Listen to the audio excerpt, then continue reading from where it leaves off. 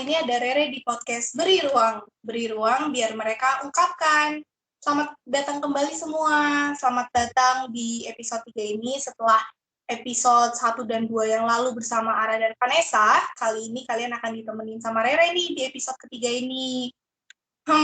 Gak berasa ya teman-teman, udah episode 3 aja, gak nyangka banget. Teman-teman, makasih banget atas antusiasmenya. Berkat teman-teman semua, Beri Ruang ini bisa sampai ke episode 3 ini loh.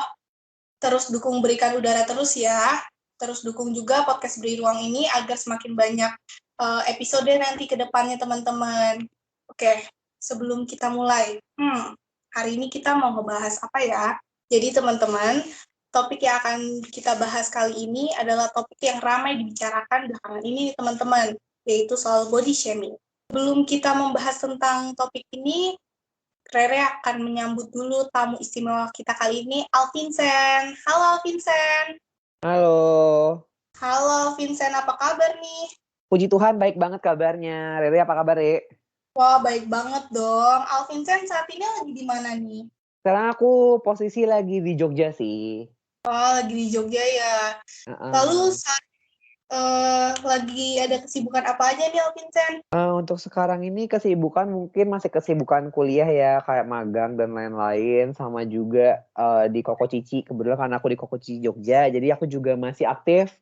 Dan juga masih banyak kegiatan di Koko Cici Jogja gitu. Ya itu sih mungkin untuk sekarang-sekarang ini. Keren banget sih. Jadi teman-teman, seperti yang sudah disebutkan sama Alvincent ini adalah pemenang Koko Cici Jogja tahun 2020 yang lalu nih teman-teman. Nah, beda banget kan sama Rere yang mageran ini. Jadi, teman-teman, Alvincent ini produktif banget. Baik di lingkungan sekitarnya maupun juga di media sosial. Nah, baru-baru ini Alvincent sempat membahas mengenai body shaming di Instagram pribadinya. Kira-kira benar nggak nih, Cah? Iya bener, memang aku lagi lumayan aktif untuk ngomongin soal body shaming sih beberapa waktu ini. Mungkin nggak beberapa waktu ini sih, lebih ke setahun terakhir mungkin ya kayaknya. Kira-kira kalau boleh tahu nih, Chen, boleh nggak ceritain awal dari story tersebut? Kenapa sih kamu ingin share mengenai body shaming ini di Instagram kamu? Sebenarnya kalau aku pribadi kenapa mulai bikin campaign lah ya istilahnya soal body shaming ini, pastinya karena ada keprihatinan di masyarakat, keprihatinan di masyarakat sosial yang memang saat ini kita bisa ngeliat tuh banyak banget orang-orang yang ngerasa bahwa body shaming ini kayaknya kasus yang sederhana, kasus yang simple, kasus yang gampang gitu. Padahal sebenarnya kalau kita telusuri lebih jauh, itu sebenarnya memang ada faktor-faktor yang bakal bikin ini jadi lebih berat gitu menurutku. Nggak cuman dari ngomongin fisik, tapi body shaming juga bisa ngena ke mental. Nah, kenapa akhirnya aku ngangkat isu ini, karena memang banyak banget generasi muda kita yang saat ini mungkin bisa aku bilang mengidap mental health disorder. Entah itu disadari atau enggak disadari. Kesadaran ini yang sebenarnya menurut aku mau dikucapai, karena kayak orang-orang itu ngerasa bahwa ya udah body shaming gitu. Padahal sebenarnya kalau kita mau ngeliat body shaming itu nggak sesimpel itu. Mungkin banyak korban-korbannya, ataupun mungkin sekarang ada juga yang lagi dengerin ini nih, yang lagi dengerin kita ngobrol, yang juga pernah jadi korban body shaming. Mungkin kalian pernah ngerasa kayak capek, kalian merasa kalian putus asa, kalian merasa kalian nggak berharga karena kalian diomongin oleh orang lain. Nah mungkin secara nggak langsung itu udah bisa kita kategorikan sebagai mental health disorder karena nggak percaya diri, jadi insecure dan lain-lain. Nah ini yang buat aku kenapa akhirnya aku merasa bahwa aku penting dan juga aku perlu untuk mengangkat isu ini gitu sih Re. Sebenarnya nih, Chen, berangkat dari keinginan kamu untuk ingin mencapai kesadaran untuk orang-orang di sekitar kamu terhadap adanya isu body shaming ini. Kira-kira teman-teman diberikan udara dan aku sendiri boleh tahu nggak sih benar-benar awal kenapa sih kamu ingin mencapai tujuan untuk biar teman-teman sadar kalau body shaming ini nggak cuma sekedar body shaming aja loh. Kira-kira apakah kamu pernah mengalami body shaming itu sendiri? Apakah kamu pernah mengalami pengalaman-pengalaman terkait dengan body shaming tersebut, Alvinsa? Oh dari aku pribadi, keprihatinan tuh menurutku bakal muncul karena kita pernah merasakan atau kita pernah berada di posisi itu. Kalau dari aku pribadi, aku memang pernah jadi korban dari body shaming. Mungkin body shaming ini terkategori pada bully ya. Nah, aku pernah mengalami namanya body shaming. Nah, itu pas banget sebelum aku ikut Koko Cici Jogja. Jadi memang dulu kenapa akhirnya aku ikut Koko Cici Jogja, itu karena aku diremehkan dari segi posturku. Mungkin buat pendengar yang mungkin nggak tahu aku dulu gimana, mungkin kalian bisa gambarkannya kayak gini. Tinggi badanku 178, berat badanku 93. Yang mungkin kalau kata orang dulu itu kayak raksasa kali ya, udah tinggi gede lagi gitu. Dan emang dulu gak ideal. Aku akui memang berat badanku tidak ideal gitu. Tapi menurutku berat badanku yang gak ideal itu bukan berarti bisa jadi bahan orang untuk menyerang aku secara fisik. Karena memang body shaming ini gak harus dilakukan gitu. Karena akhirnya aku dapat body shaming ini, aku ikut Koko Cici Jogja. Karena memang aku pengen nunjukin ke orang-orang bahwa siapapun kalian, apapun bagaimanapun postur kalian, apapun yang kalian miliki, itu nggak semuanya bisa mempengaruhi hidup kalian. Tapi bagaimana kalian bisa berkontribusi ke masyarakat, kalian bisa memberikan kualitas kalian ke masyarakat, itu yang harusnya jadi bahan pertimbangan. Nah, itu mungkin awal langkahku sih, Re. Akhirnya kenapa aku mulai untuk mengangkat isu ini, karena memang isu ini terjadi sendiri ke aku, dan aku sendiri merasakan. Bahkan aku juga pernah kena beberapa penyakit-penyakit yang mungkin berkaitan dengan mental health disorder, yang merupakan ujung dari tindakan body shaming yang ditujukan ke aku gitu. Lalu Alvincent, kalau kami di sini boleh tahu, kira-kira bagaimana sih bentuk bullying tersebut? Mungkin Alvincent boleh cerita sedikit, kira-kira apakah seperti bercanda atau kira-kira seperti apa Alvincent? Mungkin tadi kalau kata Rere bullying, itu kayaknya terlalu luas ya, karena bullying itu bisa masuknya ke macam-macam lagi, mulai dari body shaming dan lain-lain. Nah, body shaming itu mungkin turunan daripada bullying itu sendiri. Nah, kalau untuk bullying, untuk body shaming itu tindakan-tindakannya mungkin bisa dalam bentuk bercandaan. Karena gini, kita nggak bisa mengatur perasaan orang. Jadi, stop membeda-bedakan orang, membanding-bandingkan orang dari postur tubuhnya dengan orang lain ataupun dengan dirinya sendiri di masa-masa yang dulu. Mungkin kayak kalian pernah dengar juga lah pasti kayak, "Kok kamu sekarang gendutan ya?" Atau, "Kok sekarang kamu, jerawatan ya?" Nah, itu juga body shaming. Mungkin orang banyakkan mindset-nya adalah body shaming itu dalam bentuk bentuk tubuh atau postur tubuh, gendut ataupun mungkin gemuk ataupun mungkin kurus ataupun mungkin krempeng kayak gitu. Bahasa kasarnya kayak gitu. Tapi kita ngomongin body shaming itu lebih luas. Mulai dari muka, badan, tangan, kaki, bahkan mungkin ada nih yang ngomong kayak, "Kok kamu punya jerawat sih? Kok kamu tumbuh rambut sih di tangan? Kamu kan cewek," gitu-gitu. Itu merupakan bentuk body shaming sebenarnya. Secara tidak langsung itu tumbuh dan berkembang di masyarakat. Cuman yang jadi masalah saat ini adalah, karena body shaming ini sering dianggap sebagai bercandaan, orang sering menggampangkan body shaming.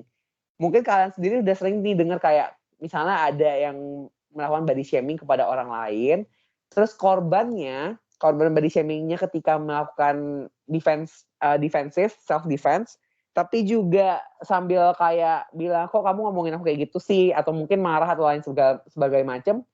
Kalian pasti pernah dengar orang ngomong gini, "Kok kamu baperan sih?" Padahal yang ngomong, "Kok kamu baperan sih?" itu tuh adalah pelakunya. Ya nggak sih? Rere pernah dengar kan pasti Re, kalau kalau kalimat-kalimat kayak gitu. Nah, itu yang menurut aku, salah salah kaprah yang karena akhirnya terbiasa jadi sebuah hal yang lazim. Padahal basic-nya, dasarnya itu nggak lazim sama sekali gitu loh. Jadi itu sih yang menurutku kalau ditanya bentuk-bentuk body shaming, sama ini, mungkin orang ngerasa bahwa body shaming itu ketika kita ngomongin orang, "Kok kamu gendutan sih?" Padahal kalau kita ngomongin orang, "Kok kamu kurusan sih?" Itu juga termasuk body shaming loh. Karena kita nggak tahu apakah orang yang kalian ngomong kok kurusan sih itu suka di ngomongin kurus. Karena banyak loh orang sekarang juga yang pengen badannya lebih berisi, pengen lebih, berbentuk ataupun misal pengen lebih kurus, itu kan semua preference masing-masing ya, dan kita nggak punya hak untuk menentukan ataupun juga menjudge orang itu karena badannya bla bla bla bla bla. Nah, bahkan ngomongin orang, kok kamu kurusan sih sekarang gitu, itu tuh termasuk body shaming loh. Jangan sampai selama ini kita cuma berpikir bahwa ketika kita ngomongin orang kurusan orang bakal seneng. Itu salah besar. Kan nggak semua orang punya mindset yang sama dan semua orang punya preference yang sama. Jadi kalau ditanya bentuk-bentuk body shaming itu banyak banget sebenarnya. Gitu, Re. Oke, Alvincent. Lalu tadi mungkin Alvincent sempat menyebutkan bahwa kamu mengikuti Koko Cici Jogja ini sebagai pembuktian bahwa body shaming ini walaupun terdengarnya sebagai, bukan terdengarnya ya, walaupun konotasinya ini negatif, tapi ini juga bisa menjadi motivasi bagi orang-orang. Nah, kira-kira menurut kamu nih, apa sih yang membuat kamu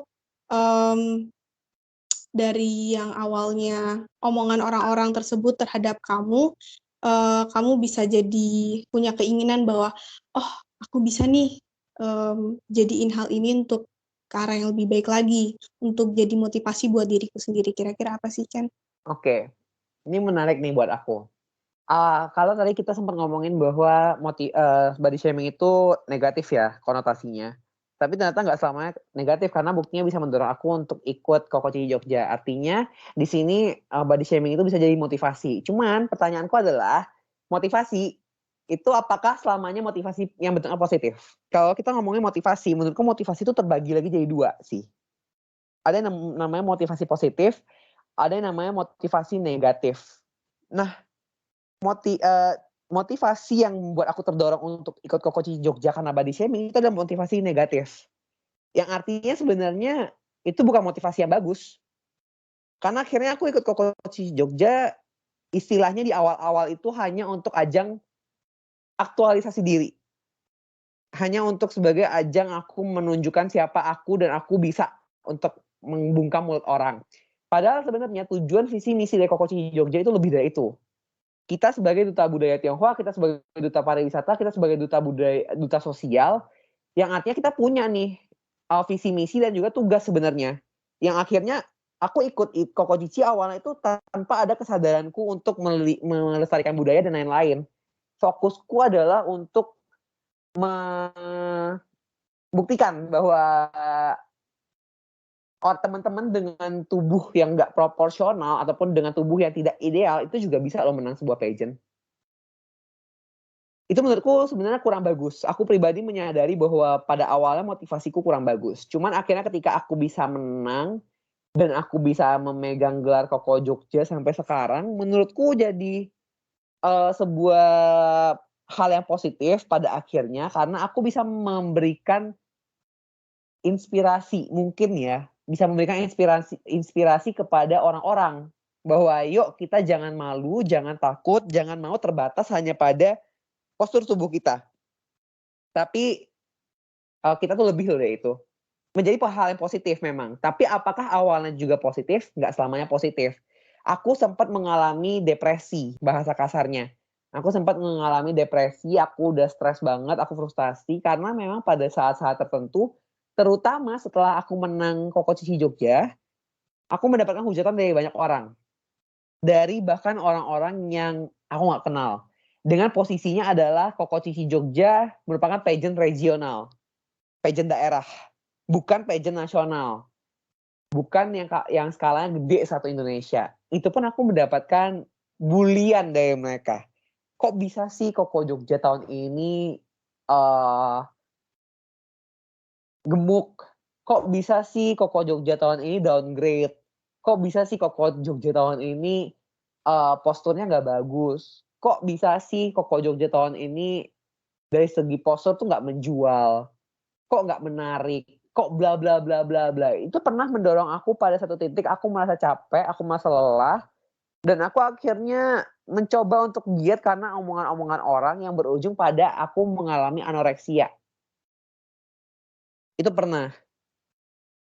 Aku pernah mengalami anoreksia karena aku mencoba untuk diet dengan tidak sehat pastinya.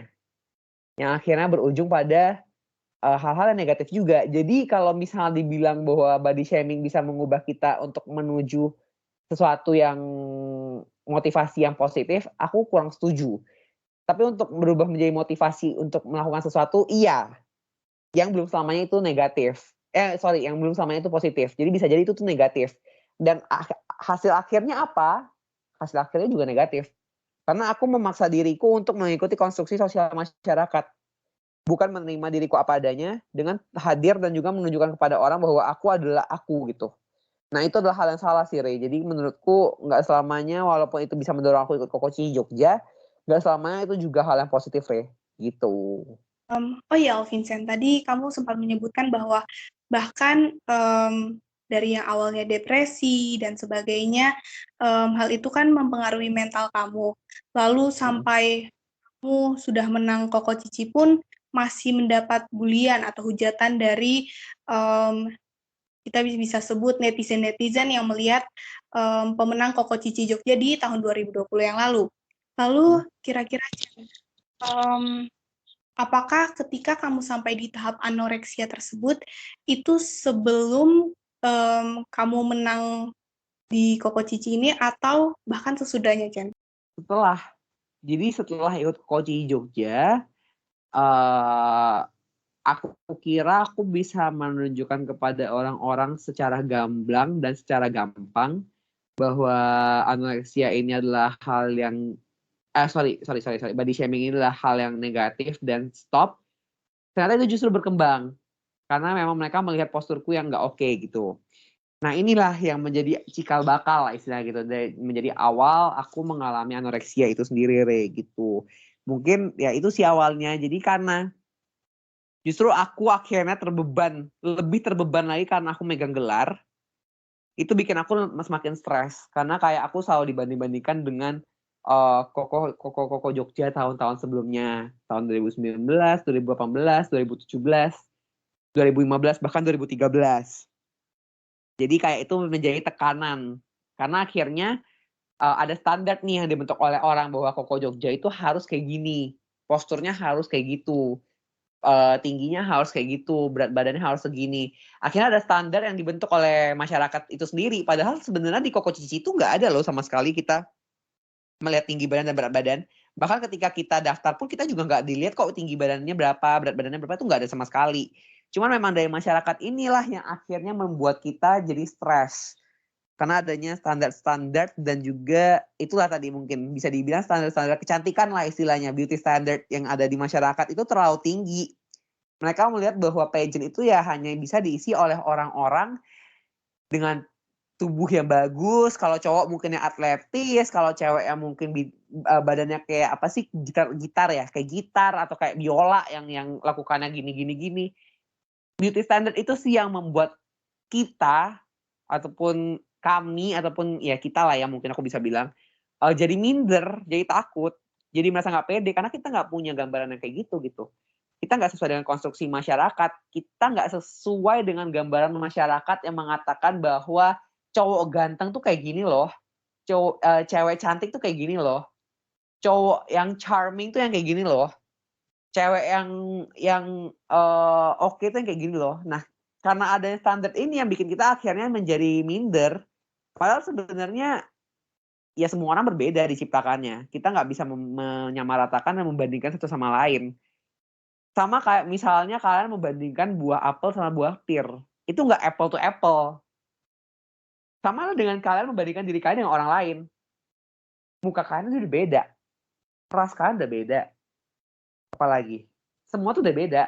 Jadi aku pernah ngutip satu quotes yang bagus banget ya. Ini aku harus ngomong ke teman-teman pendengar semuanya.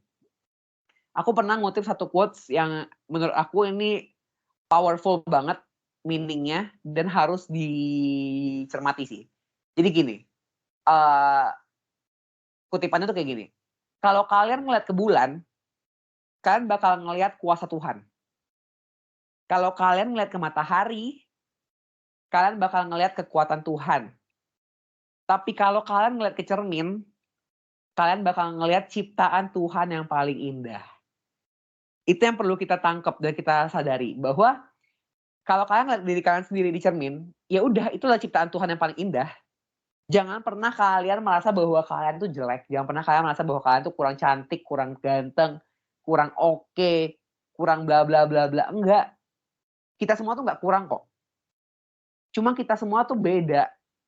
Dan apa yang ada di mindset kalian saat ini adalah standar yang dibentuk oleh masyarakat. Padahal sebenarnya semua orang relatif, cantik dan ganteng tuh subjektif. Badan bagus dan badan yang nggak bagus tuh subjektif. Semua tuh subjektif, nggak ada yang objektif. Kita sebagai manusia bisa milih kita mau gimana. Itu preferensi kita semua. Preferensiku, aku pengen badanku kayak gini. Preferensinya Rere, mungkin Rere mau badannya kayak gitu. Preferensi A, dia pengen badannya kayak gitu. Itu balik lagi ke preferensi masing-masing. Kita nggak tahu mana yang paling bagus untuk kita. Kita sendiri aja masih bingung, apalagi masyarakat yang nggak ngenalin kita. Dan teman-teman yang memang ngomongin kita karena postur kita, itu bukan orang yang baik sih menurutku.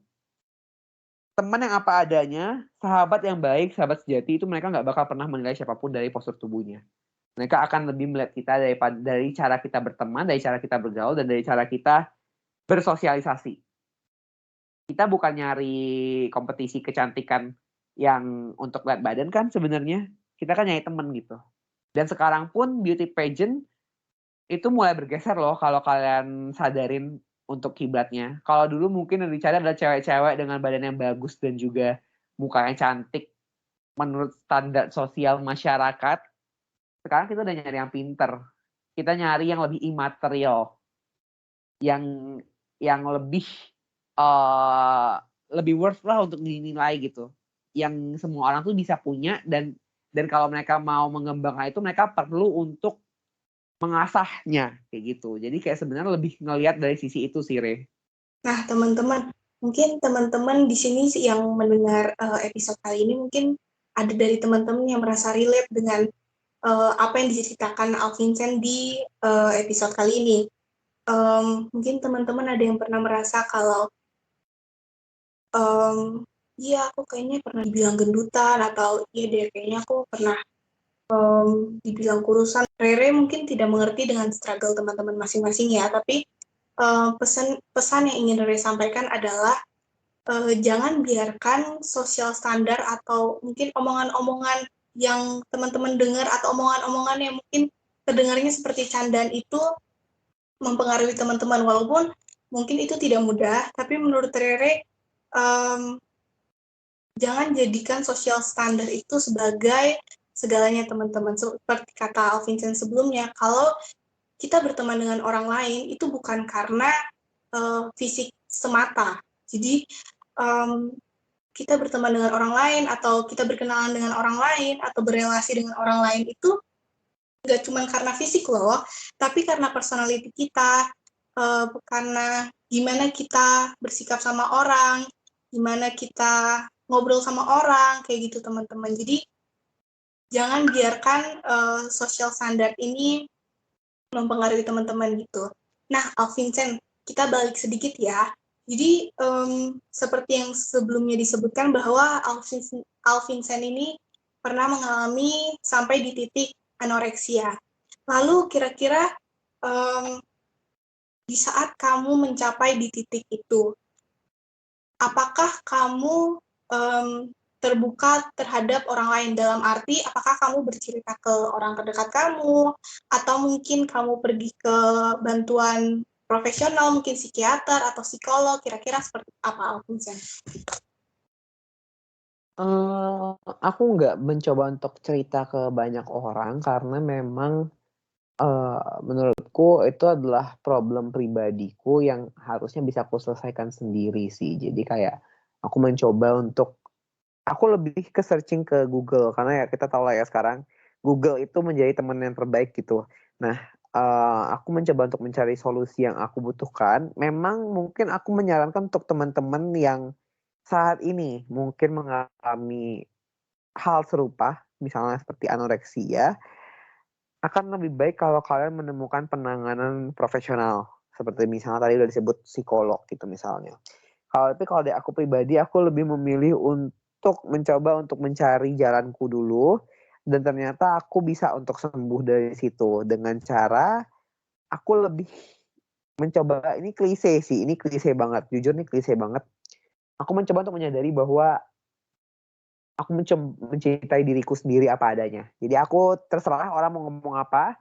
Aku sempet ada di tahap yang aku udah nggak peduli lagi orang mau ngomongin aku gimana, karena aku mau gemuk salah, mau kurus salah, semua diomongin. Jadi kayak setelah aku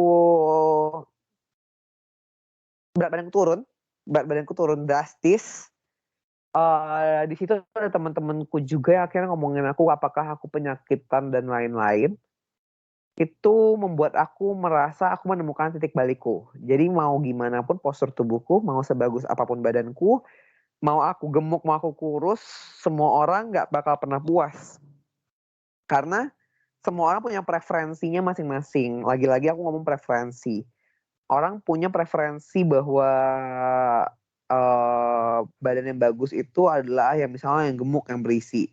Tapi ada juga yang ngomong kalau misalnya badan yang bagus itu badan yang kurus, yang langsing, yang singset gitu. Di situ buat aku sadar bahwa sebenarnya preferensi orang tuh masing-masing dan yang punya badan kan kita nih. Ya udah ngapain kita ngikutin orang lain? Ikutin aja sesuai preferensi kita. Jangan pernah takut, jangan pernah malu karena mau apapun postur kalian, pro dan kontra akan selalu ada. Di dunia ini nggak ada yang semuanya pro, nggak ada yang semuanya kontra. Jadi semua tuh pasti ada pro kontranya. Apalagi cuma sekedar berat badan dan juga postur tubuh. Itu semuanya pasti ada pro kontra di masyarakat. Jadi nggak usah terlalu dipikirin, nggak usah terlalu dipusingin. Kalau mungkin tadi Rere bilang jangan dimasukin ke hati, menurutku agak susah. Karena aku pribadi juga sering memasukkan itu ke hati. Karena nggak bisa kupungkiri kalau itu juga kadang bisa nyakitin hati juga. Tapi lebih ke sekarang belajar untuk cuek ketika orang membicarakan tentang postur tubuh kalian. Karena kalian yang punya badan kalian, orang lain nggak berhak untuk mengubah ataupun bahkan mencela itu sih. Gitu. Gitu, Re. Berarti teman-teman yang harus kita ingat lagi bahwa self-love itu penting. Iya kan, Alvincent? Penting banget. Self love tuh penting banget sekarang. Aku tekanin banget. Nggak ada self love ya udah kita bakal terombang-ambing dalam hujatan orang. Itu sih. Nah, teman-teman, jadi self-love itu penting. Seperti yang tadi Alvincent bilang, mungkin kita mendengar bahwa hujatan-hujatan atau kita mendengar candaan yang mungkin tidak seperti candaan ya, mungkin lebih ke arah body shaming tersebut, tapi perlu diingat bahwa kamu itu ya kamu itu cuma satu di dunia ini. Jadi buat apa merasa malu, buat apa merasa mungkin nggak pede atau kurang percaya diri dengan fisik kamu, karena kamu ya kamu itu unik gitu teman-teman.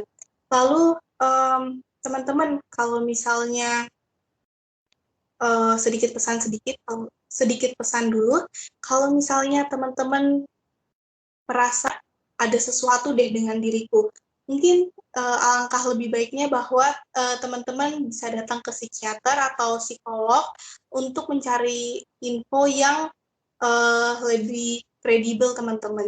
Kalaupun teman-teman mau bercerita ke orang-orang di sekitar teman-teman untuk mendapatkan support, itu boleh banget teman-teman. Karena terlepas dari diri sendiri, kita juga pasti membutuhkan support dari orang-orang di dekat kita. Namun, walaupun dengan support tersebut, apabila teman-teman merasa atau merasa mengalami kesehatan mental, teman-teman dapat mencari info dari bantuan profesional, yaitu psikiater atau psikolog ya teman-teman. Nah, dari kejadian ini nih Alvincent, apa sih, bisa nggak sih highlight satu hal aja yang itu tuh menjadi reminder buat diri kamu sendiri sampai sekarang? Satu aja nih Alvincent. Mungkin sebelum aku kasih satu hal, aku bakal lebih ngomongin ke tadi seperti Rere bilang jangan takut untuk ke psikolog dan ke psikiater. Masyarakat kita saat ini adalah masyarakat yang terlalu takut malu. Jadi gini, masyarakat kita tuh sekarang hidupnya takut untuk ketahuan kalau mereka ke psikolog. Kita tuh jangan malu ke psikolog, ke psikiater karena mereka adalah orang-orang yang udah profesional, mereka mempunyai kemampuan, mereka mempunyai keahlian dan mereka adalah orang yang memang expertise di bidang tersebut. Jadi jangan pernah takut untuk dan juga jangan pernah malu untuk menggunakan jasa-jasa lah istilahnya gitu. Bantuan dari tenaga profesional. Nah, kalau untuk satu hal yang perlu ku-highlight dari hal ini, dari perbincangan kita malam ini, adalah banyak sih sebenarnya. Aku sampai bingung mau milih yang mana.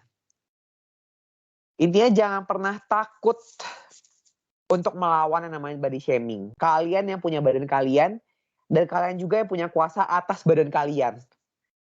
Jadi jangan sampai pernah kita diarahkan ataupun dibentuk, dan terlebih lagi jangan sampai kita dipaksa untuk mengikuti keinginan orang lain. Itu sih menurutku. Terakhir nih, Vincent. Uh-uh. Kira-kira apa sih, selain kamu berbagi di Instagram kamu soal body shaming ini, kira-kira kamu pernah melakukan hal tersebut? Mungkin kamu kayak ada teman kamu yang cerita, atau mungkin ada teman kamu yang cerita kalau misalnya kamu mengalami body shaming. Pernah nggak sih maksudnya kamu memotivasi teman tersebut langsung di real life gitu, Vincent? Jadi tidak hanya melalui media sosial. Kira-kira pernah nggak, Vincent? Pernah pastinya, karena memang ini jadi polemik masyarakat yang sangat luas, dan teman-temanku juga pernah mengalami itu, dan sekelibat mereka juga beberapa kali ada yang cerita ke aku secara langsung. Ya pastinya karena aku pernah mengalami hal tersebut dan aku juga pernah ada di posisi tersebut, itu mendorong aku untuk lebih membantu mereka keluar dari permasalahan yang mereka alami pada saat itu. Karena aku tahu dampaknya gimana, karena aku tahu konsekuensinya seperti apa, dan karena aku tahu hasil akhirnya bakalan seburuk apa, aku bakalan merasa jahat ketika aku hanya diam aja ketika aku tahu ada temanku yang mengalami hal serupa yang pernah aku alami dulu. Jadi aku memilih untuk membantu. Sering sih sebenarnya, kalau ditanya pernah atau enggak, sering. Dan bahkan juga aku pernah membuat, mungkin lagi-lagi kalau dibilang sosial media, nggak selamanya sosial media itu maya. Karena aku juga pernah membuat question box di Instagramku, di Instastory, yang aku bertanya, apakah teman-teman pernah mengalami body shaming? Yuk cerita, kayak gitu. Nah, itu banyak banget yang cerita dan banyak banget akhirnya buka suara. Dan aku senang di situ aku bisa menjadi sebuah wadah buat teman-temanku cerita, dan bahkan ada yang menceritakan secara detail. Nah, ini yang buat aku merasa bahwa kadang mereka nggak punya platform aja sih untuk mereka ngomong, untuk mereka speak up. Dan akhirnya ketika mereka mendapatkan tempat untuk mereka berbicara dengan rasa sama-sama pernah mengalami hal tersebut, ya istilahnya senasib, solider, mereka akan lebih berani untuk cerita. Dan di situ aku juga menampung, dan aku tapi aku nggak membalas mereka di story sih. Jadi kan banyak banget kayak misalnya ada question box, ada yang ngisi terus akhirnya di repost lagi di story gitu, maksudnya sambil dijawab. Aku nggak kayak gitu, aku nggak memilih itu. Aku lebih memilih jalan chatting personal. Aku bakal personal chat ke orang itu, aku bakal nanya kronologisnya gimana, dan bahkan waktu itu aku sempet karena aku membuat di Insta Stories, jadi emang lumayan membludak, itu sampai 50-an orang yang membalas itu, yang itu akhirnya membuktikan bahwa, jadi waktu aku melihat persentasenya waktu itu, yang nge-view storyku itu ada 500 orang, 530-an sekian, dan yang ngebalas aku ada 51 orang. Berarti hampir 10% dari teman-teman kita itu mengalami body shaming. Itu yang berani speak up. Itu yang nggak malu untuk bercerita. Yang di luar itu yang mungkin udah capek untuk menanggapi dan lain-lain juga banyak gitu. Jadi kayak menurutku itu angka yang cukup tinggi. 50 orang itu aku balesin satu-satu untuk aku cari tahu mereka tuh gimana sih. Ada yang di body shame sama temennya, ada yang sama keluarganya, ada yang sama pacarnya, ada yang sama orang-orang terdekatnya, bahkan ada yang sama gurunya sendiri. Nah, itu yang membuat aku cukup miris, ternyata masih sangat-sangat susah ya di Indonesia untuk kita melihat adanya body shaming ini gitu. Makanya itu aku juga cukup aktif lah akhirnya untuk gerak di sini kayak gitu. Gitu, Re. Nah, teman-teman, mungkin bagi teman-teman yang pernah mengalami body shaming, jangan takut untuk cerita ke teman-teman terdekat teman-teman nih, mau itu keluarga atau mungkin teman-teman yang bisa dipercaya. Sama seperti Alvincent yang sudah pernah mengalami dari body shaming ini. Body shaming ini bukan masalah yang cuman semata ya body shaming aja, tapi ini perlu untuk ditanggapi dan kita sama-sama menghadapi body shaming ini. Jadi teman-teman jangan takut untuk cerita ke orang-orang yang teman-teman percaya, karena pasti banyak orang-orang di sekitar teman-teman yang peduli. Perlu diingat lagi bahwa love yourself. Jadi teman-teman cintai diri sendiri, karena seperti yang sudah disebutkan sebelumnya, teman-teman cuma ada satu di dunia ini, teman-teman itu unik, dan jangan biarkan adanya social standar itu mempengaruhi teman-teman. Itu teman-teman. Untuk Alvincent, terima kasih banyak atas kesediaannya menjadi tamu di podcast Beri Ruang episode 3 ini. Semoga kedepannya kita bisa ngobrol-ngobrol lagi ya seputar kesehatan mental ini. Kalau gitu teman-teman, mungkin kita sampai di sini dulu obrolan kita kali ini. Sampai jumpa di episode selanjutnya. Bye-bye. Thank you, thank you.